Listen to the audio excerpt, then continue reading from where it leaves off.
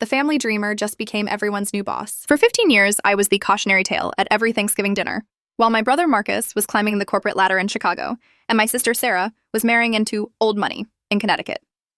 I was the one who stayed behind in our crumbling hometown, tinkering in a rented garage that smelled like oil and disappointment. My parents didn't hate me.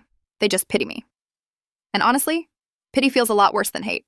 It's the way they'd slide a $20 bill across the table when no one was looking. Or the way Marcus would joke about me finally getting a real job with benefits. At the annual family 4th of July barbecue, the air was thick with the smell of charcoal and condescension. Marcus was holding court, bragging about his new Tesla, when he turned to me. "Hey, little bro," he said, loud enough for the neighbors to hear. "I heard the old textile mill on the edge of town is finally being demolished. Maybe you can go scavenge some scrap metal before the real developers move in?" The table erupted in laughter. My dad chuckled. My mom gave me that look. The one that says, "He's just teasing, don't be sensitive." I took a bite of my potato salad, chewed slowly, and waited for the noise to die down. "Actually, Marcus," I said, my voice steady, "the demolition was canceled." He rolled his eyes. "Oh? And how would you know that? You still hanging out with the janitors?" I pulled a crisp white envelope from my back pocket and laid it next to his steak. "I know because I'm the real developer who bought the site last Tuesday.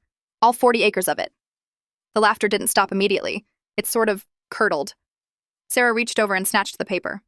Her face went from smug to confused to a ghostly shade of white. This is a commercial land deed," she whispered. "And this signature, it's a holding company."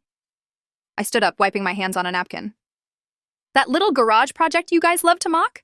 It's a patent holding firm for EV battery components. We went public 6 months ago." I looked at my father, who was staring at me like he'd never seen me before. "I didn't come here to brag.